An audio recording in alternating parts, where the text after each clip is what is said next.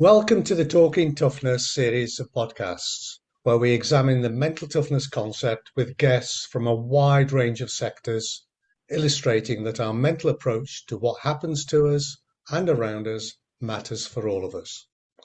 Our guests come from the worlds of business and public service, education, social mobility, sport, and health. They all share their experiences and their observations about the factors that have enabled them to survive and to thrive on their journey through life. Many guests have gone further and incorporated the concept into what they do as coaches, trainers, managers, and leaders, helping others to thrive in their turn. Their experiences are valuable to those of us who strive to do the same. Our guest today is Ron Duren. You are an embodiment of Jim Law's statement, was it? That the purpose of mental toughness is to be the best version of you that you can be. And that underpins all of our work. And that the best version of you is the bit that matters, because what we're learning is we're all different. There's Absolutely. a tendency to say you've got to be A type. You've all got to be mentally tough. No, we don't. Yeah. We have to be who we are. Let me throw in there. I totally agree with you. We're all different and have some, again, that's that self-compassion and some grace for wherever you are. We're all unique. And then I use this quote all the time. I think it's Theodore Roosevelt. Comparison is the thief of joy. Don't compare yourself to me. Don't compare yourself to John or to Doug. Do your thing. Don't let other people get in there and make you think that you're somehow defective. Right. All of our mental toughness levels are at different places. And there's no right or wrong to that. I think it just have to, start where you are and then try to build on it. And hopefully you have somebody to help you along the way. I would just say, read books, listen to podcasts. If you have a coach that you can work with, that's wonderful. Those things are really helpful. Or maybe just have a role model. You go, okay, I want to be more like this person, and just kind of emulate them to a certain degree and follow in their footsteps. There's plenty of examples out there. And I think what you do about reading widely and reading for people, reading stuff by people that don't necessarily hold the same type of view that you do. John and I have an acquaintance and somebody that I deal with a lot. He lives in the Middle East, and I would say he would make Peterson sound like a nice guy, right? And funny enough, he got in touch with me about a week ago, and he said, "Why do we get on so well?" I said, "Because you speak to me, you describe to me everything that you see, and I can see your world through your eyes, and I can understand it. I don't necessarily accept it, I don't agree with it, but I can see his world, and it helps me. It really does help me." Absolutely. I know you have something to say there, John, but I just want to say that there's power in that, right? I think we're getting to be a global society of shutting out anything that goes against what we believe. And again, we go back to that idea of having that courage to step into listening to a different viewpoint with an open mind.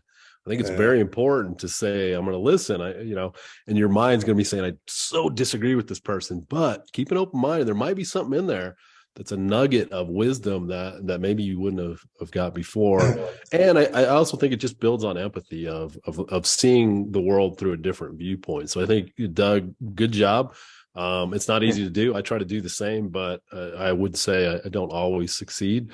Sometimes I get closed-minded, but it's always something that's on my radar to say, keep an eye on that, Ron. And that just comes from self-awareness.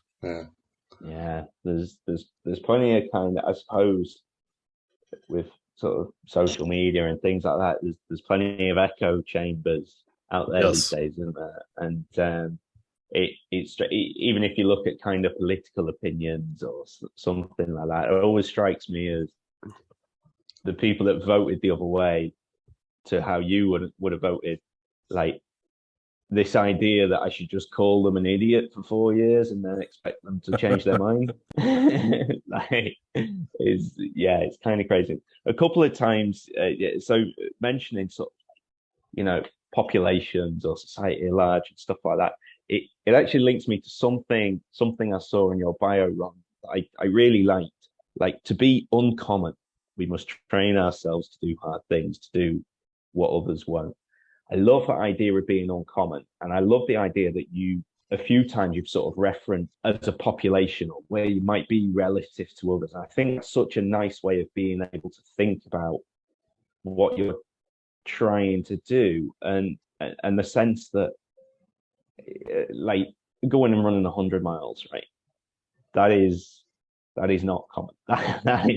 that is one of the most uncommon things that you can do. So could you just sort of talk, what was kind of like your, I suppose, switch on to that idea of striving to be uncommon and why you would do that? Well, let me start with one thing. I always like to be very clear. I say I did participate in the 2019 Leadville 100-mile run. I did not finish, so let's just be very clear. I don't want anybody to go, well, Ron's saying that he finished the 100-mile run. Yeah. I got 50 miles in, and then they said, "Hey, Ron, you're too slow." There's time cutoffs all along the race, so I want to start there. And just then 50 miles. Yeah, 50 miles. Hey, I'm very proud. I would say that the only time that running 50 miles is not a good thing is when you're trying to run 100. Otherwise, it's something to be very proud of. And I was very proud. Let me also say, I stand on the shoulders of giants. Most of what I do and I practice are so many other really smart people that I stand on their shoulders. And I like to call myself a bricklayer. I'm taking bricks. You think of me taking bricks from these bricks are chunks of knowledge from all these people that have gone ahead of me, that I've read, that I've been around. And then I'm the guy that puts the mortar in, and the way I put those bricks together is going to be very unique to me. But I just want to be very clear that whether you want to call it stealing, some people say, "You stealing." I'm not stealing. I try to give credit to when credit's there. So back to your quote, to be uncommon, that actually comes from, it slightly comes from Herb Brooks, the coach of the 1980 U.S. Olympic hockey team. He said something along the lines of, the common man goes nowhere. You need to be uncommon. And that's a little bit of a playoff of what Herb said. And I've had to change my thinking around this. This is something that really is, I'm passionate about it. I only live one life, right? We all are only going to go through this life one time. And to me, it seems absolutely crazy not to try to make it the best life you can until they unplug the jukebox, right? When the time's up and you can no longer play the jukebox, I want to make sure that I've done the best I can with that time. So that to me is really a driving force, to be uncommon, because here's the deal. That's being common's boring to me. All right. I don't want to be average. The worst thing you could call me is mediocre. If you call me that, that's like an insult. That's me though. And so where I've had to change my thinking is, maybe it's going back to the idea of the mentally sensitive, right? If they don't want to be more mentally tough, that's their path. Exactly. And so I like to kind of frame this with, if you want to be the common man or the common woman, no judgment. All right. Let's be honest. We all can't be uncommon. I always try to, tell my students and my clients that you are going to be the one that's uncommon. But here's the deal. We know that not everybody's going to be uncommon. So no judgment if that's your kind of your station in life, or that's what you want to do. But again, I would still try to maybe convince you otherwise. That would just be, that's just the way I am, because I still believe that the common life, the mediocre life, is just not a fulfilling life. That I strongly believe that. And so that's what drives me toward it. And just the idea of trying to be my best self, like we talked about earlier. And what I would say is, I'm a recovering perfectionist. I used to always for this really high level. This came from the way I was raised. My dad was he would actually say, I'm a perfectionist. So I always kind of modeled, that's the way I'm supposed to be. And also he withdrew or held back a lot of praise, because, if you're not perfect, then you don't deserve any praise. So that's the world I grew up in. And I know there's a lot of people out there that say, hey, that's me. And so I've had to say, you know what, let go of perfectionism. I'm going to say this to all your listeners. If you're a perfectionist, stop it. Stop it right now. It's a world of either constant failure or almost constant failure. If your target is perfection, which I believe in anything that's remotely complex is impossible. All right. I just don't believe that perfection is a there's always something you could have done better in my mind. And so if that's your target, you've set your whole world up. Your whole life is set up for failure. Every time you're going to fall short. Every single time you're going to fall short. Is that a fun place to be? Let me tell you from living it, it's very stressful. All right. So let go of perfection. And what I say is find your standard of personal excellence. Figure out what that is. It's not, again, that should be coming from you, not from society, not from friends, not from family. That should come from you, and make that your target. And that's how I want to show up. And I don't, again, I tell my clients, I don't really care what that standard of excellence is. It could be a really low bar in my mind, but if that works for you, that's great. And so I guess going back to, that's what drives me. I have my standard of excellence. It's not incredibly high, I'll tell you, but it's high enough that I feel good about myself when I'm hitting it. And so I think that's a good lesson for everybody is, number one, understand what your standard of excellence is, and then just keep shooting for it. Also knowing not every day are you going to get there. Some days we're going to have bad days. We're going to fall down, have that grace and say, I'm not perfect. I'm not a machine. I'm a human being and I'm flawed. And tomorrow I'm going to start again and I'm going to go out there and try to hit that level of excellence again. That's a life right there, right? If you can hit that standard of excellence more days than not, you're going to end up at the end of your life and hopefully look back and smile, right? No regrets. Yeah. It wasn't perfect. But attitude and effort were always, I always say that's kind of my guiding, principles. Attitude and effort. Were they good? All right. Thumbs up. I'm good to go. Do you know, Ron, I think I'm beginning to think we're related. Well, at least I think we had the same dad. Because that's my dad. You just described my dad. There's a lot of dads out there. I love my dad, but do you think that's a generational thing? I mean, maybe we can take that a little bit more widely. Let's talk about, one of the things we often hear is people are softer now than they were 30, 40, 50 years ago. Have you got a view on that? Oh, my gut, I don't want to sound like the grumpy old guy, but go ahead. I feel like we have become more mentally, I'm going to use your word, mentally sensitive instead of saying mentally weak. I do, but here's the thing. I don't know if it's a simple answer, and I could be wrong, because here's what I can tell you from I work with undergraduates, 20, 21, 22-year-olds, and I also work with graduate students. But I can tell you that my young students, my 21-year-olds, they have so much more expectations, so much more on their plate. They're trying to do so many things that I never had to do at 21 years old.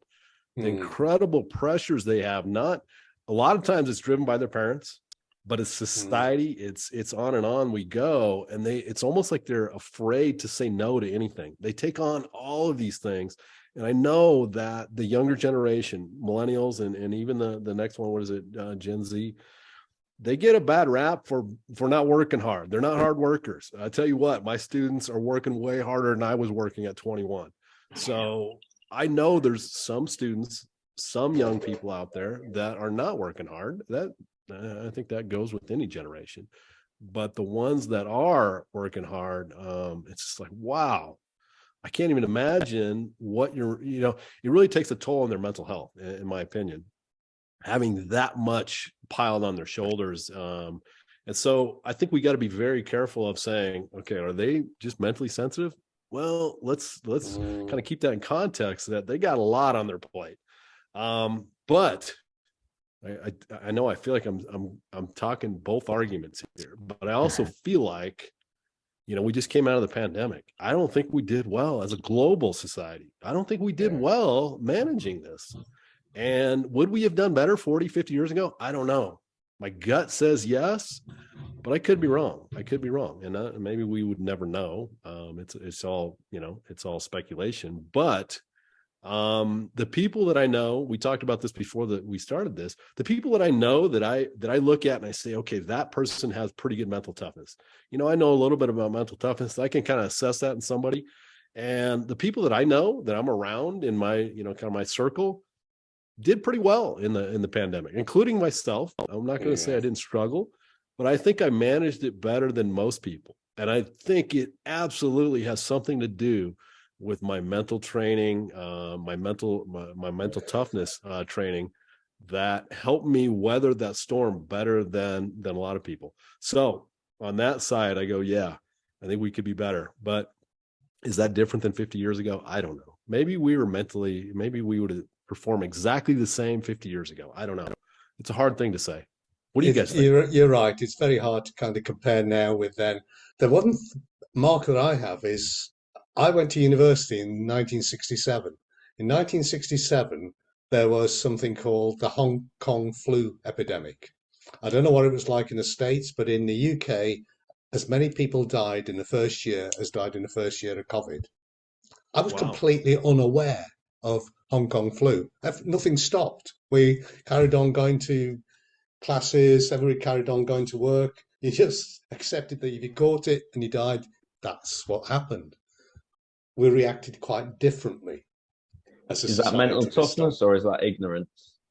Well, it could be both. Well, that's a good question. Is that a superior model? Is that a superior model to say, let's just ignore it? Because maybe not as many people would have died. Yeah. if you put a bit of a value on life. Well, you're absolutely right, John. But I'm just showing that you can point to some differences and differences in responses. And I think the other factor is we just know a lot more. Social media, for a start, just informs you, not always reliably. You get so much information about events that you didn't get 50 years ago. Yes. I mean, I remember, Vietnam War. You were told about things 4 or 5 days after the event. And it was sanitized. Now in Ukraine, I can sit and watch drone footage now. Yeah, they say ignorance is bliss, right? So, it's hard to have any ignorance nowadays if you're paying attention. That's one thing that strikes me. Like when I meet, I spend a lot of time with undergrads and stuff like that, and one of the things that always strikes me was how ignorant I would have been in comparison. Like, when I was 19, 20 years old, like they're so aware. And I think that's what makes it so difficult to judge them, because I would probably have said that I was exceptionally mentally tough at the time, but then also my definition of what mental toughness is would have also been pretty crude. And maybe I would have been looking at the Goggins model, when I was 19, 20, and whereas now I suppose that awareness and kind of if you don't know all the stuff that could potentially be a stressor, it's pretty hard to get stressed about things. It's such a good point. I've done some detoxes from not only social media but also from news, and 30 days at a time, where I don't consume any news in any social media. And it's amazing how quickly you have no idea all the drama that's going on around the world. You no longer know, and so it's not part of your everyday life, and you're just like, okay, I'm not stressed about it because I don't even know about it. And so I keep saying that maybe that's a better way to live. And I'm still working on unplugging from my news consumption and social media. So maybe your listeners want to try that out for a while and see. I would say this: the first 3 days, almost like if you were addicted to a drug, the first 3 days are going to be very hard if you unplug, and then it'll peak and then it'll start coming down. And again, this is something you see in research for drug addicts. Anyway, so wait after that 3 days and you'll start to feel your stress levels going down when you stay away from that stuff. So it kind of goes back to both what you're saying, Doug and John, that maybe we know too much, right? We have too much information and that stresses us out even more. But here's the thing. We go back to the idea, how do we manage it? I mean, we're talking about mental toughness. We're trying to give people tools to deal with this stuff. And I think that's where all three of us come into, all right, we have more stressors now. There's ways we can maybe manage that, but how do we weather that storm? Let me kind of segue into, the in the news, New Zealand Prime Minister decides she's stepping down. She didn't use the word burnout, but a lot of the media is using the word burnout. And so is that a good thing? Is that mental toughness? So I sit here and I think to myself, every definition I've seen of mental toughness, that's not mental toughness, right? Mental toughness is weathering the storm. But I'm also going to say that having, and this is where I say we need a more expansive model of mental toughness. We got to be able to have that I don't know, that moment to step away, to have the wisdom to say, I need to step away for my mental health. That is not embedded in most mental toughness definitions I've seen. So how do we think about burnout? Is that mental toughness? Probably not. No. What I would like to say is I would like to train people to insulate themselves better to burnout. That's where I think mental toughness can help. But again, I think there's an element there of saying, all right, I need to just bow out. That's a hard thing to do. And if you have too much mental toughness, you will never bow out. Is that a good thing? Is that what we want to see people doing? That's interesting. I completely agree with you, Ron. I mean, that's exactly what we see. We see people who do not recognize the warning signs of burnout because of the mental toughness, and they run into trouble. I think, if you were to speak to our colleague Peter Clough, he would have a view very consistent with yours, that giving up or stopping doing something is just as much a sign of mental toughness as persevering. Yeah. Like I think it's a fantastic example, because it's something that, I work as a sports psychologist, and in sport over the last few years, there's been this increase in people taking a break for their mental health.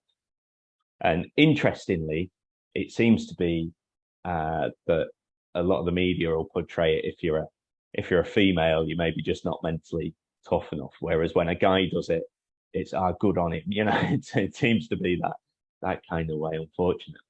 But now I know that athletes for decades have taken breaks for their mental health, but they just say that they pulled a hamstring.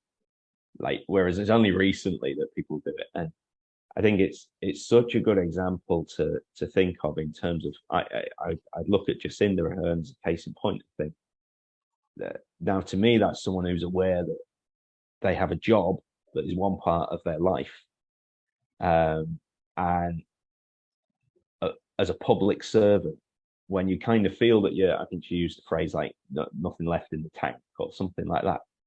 As a public servant, aren't you therefore serving people best if you feel there's nothing left in the tank, by recognizing that? In the same way, well, not in the same way, in a much less important way, but in team sports, I want the guy who is wrecked, has nothing left, to put his hand up to the bench and say, I think I'm done. I would think, what a fantastic team player that person is. So I think it's obviously it's very current, but it's a great example as well. And it is something that we don't really have that encapsulated in anything at the moment. Yeah, I mean, John, Simone Biles, the Olympic gymnast that did something, along these lines. And again, there was plenty of, in my humble opinion, idiots out there in the media that wanted to attack her as being weak. And again, I don't want to put my opinions into your listeners' minds. I have my thoughts on it. I think it was very courageous. And going back to what you said, John, you're letting down your teammates if you're going out there on a diminished level. And she said that. But I also think it's not only her mental health that's an important thing, but for an Olympic gymnast like Simone Biles, it's actually she could get it killed or paralyzed with not having her mind in the right place. So there was a lot of elements there that come into play. Now, here's the thing that's tricky, and I think, John, you're alluding to this. One thing that I'll get a question about is, when do we know, Ron? I'm a person that says winners do quit. The whole idea of winners never quit is ridiculous. All right. I'm saying it right now. Those memes are ridiculous. Winners quit. They're just smart about when to quit. And then I get the question of, okay, Ron, when do I know? When do I know when to push through? And when do I know when it's not my day? I don't have a good answer for that. I think a lot of it is situational awareness, self-awareness, life wisdom and experience, knowing yourself. All of those things I think are going to come in play, but I don't think there's a good answer to that. And I think you can go too far either way, right? Sometimes you can push on when you really shouldn't, because you're trying to be mentally tough. And if you're not careful, your brain can talk you into quitting when you really should be pushing on. Because the brain can be very compelling to try to get you to quit. And so I'm always, when I coach people, I say, all right, you got to be very careful what that inner voice is telling you, and check in with yourself and say, is my inner voice full of crap? Should I be listening to my inner voice right now, or should I be ignoring it? That's not an easy thing. And I haven't seen any research that kind of centers in on that. Maybe it's out there, but I haven't seen anything. Yeah, I think you touch on such an important point, and actually it ties very well with what you were saying earlier about kind of like these personal standards of excellence. I love that idea, actually. It gave me that sense of that's what the uncommon bit is, which kind of resonates a lot with positive psychology. It's sort of your own personal standard of excellence in shifting that level of uncommonness. Whereas I suppose in more clinical fields, you're kind of taking someone who's uncommon at the other end and making them common and stuff. So I really enjoyed that, the personal sense of excellence. But the challenge as to, how do I know when my head is just telling me a load of crap? I think one of the reasons we don't have much good research on that is it's the chronic stresses really that are the hardest ones. It's the day-to-day, so when you're doing some physical training, playing sport, when you're competing in some kind of way, it's finite, right? You know that, okay, well, I've got another couple of miles to go. I've got this to go. I've got that to go. So at least you've got this sort of sense of an end when that could be there. But when it's life or responsibilities or just stuff or profession, I've no answers. Yeah, I mean, I'm sure both of you know this, but for the listeners that may not, we're built as human beings. We're built for transient, moderate stress. We actually respond well to transient, moderate stress. Now, I say, okay, what's moderate stress? A lot of the research I've read really doesn't do a good job of describing what is moderate stress. What's moderate for me may not be moderate for somebody else, right? And so I think that's where mental toughness comes in. Number one, let's understand that we're built for that on and off, right? Yeah. Stress plus rest equals growth. To borrow, I forget who put that in their book, but stress plus rest equals growth. So you want to think of your life as a series of sprints. Stress is good when we get it in that kind of a mode. That chronic stress, which, oh, by the way, is what usually leads to burnout, is when you have that stress load that never turns off. That's not good for us. So again, I just want to be very clear for anybody that may not already know this. Stress is not the boogeyman, right? Stress can be a wonderful thing when we're using it properly. So turn it on, turn it off. If you have a lot of chronic stress in your life, find ways to turn it off, even momentarily, so that you can insulate yourself from burnout. I think that's an important thing to kind of emphasize. I think, Ron, that's a great point at which to stop. I mean, this is the mental toughness bit of me saying, do I know when to quit this podcast? But Ron, this has been absolutely brilliant. I love your take on mental toughness and your perspective and the way you come at the subject. It's more strategic. You're thinking about how it connects to many other things, and that's funny enough. That's very much on our agenda too. Very much, we think we've bottomed out what the 8 factors are. We're now saying, well, what does it mean when you do this, this, and this? And you're one of the very few people who approaches the topic in that way. And I think the listeners will get a lot out of it. To hear somebody adopting that kind of big picture perspective of the concept. I think it's been brilliant. Thank you, Doug. I appreciate that. Now, Ron, there'll be people who will want to get in touch with you. How can they do that?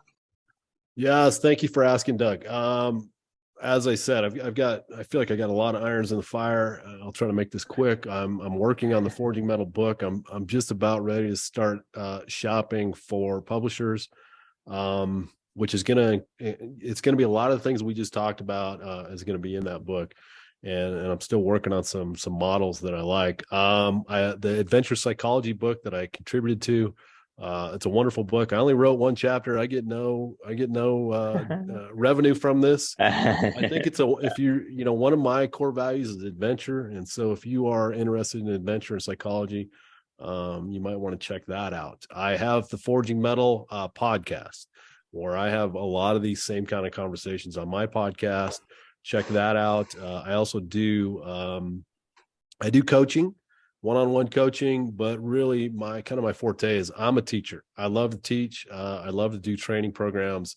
And really, although I may not always use the word mental toughness, it's always centered on this idea of getting tougher and doing hard things. So you'll see, I kind of sneak it in. I think sometimes people get resistant to the words mental toughness. And so I sneak it in a sneaky way that they don't realize that they're getting some mental toughness training. And then lastly, I have a Coursera course out there that I created with the University of Colorado on leadership. If you're interested in leadership, it's called Principles of Leadership, Leading Oneself. And so you can go out and check that out as well. Lots of things going on in my world, and I'm so glad that I get to collaborate with gentlemen like you. And I appreciate you bringing me on the show. That was a fun conversation. I could have done that about 2 or 3 hours.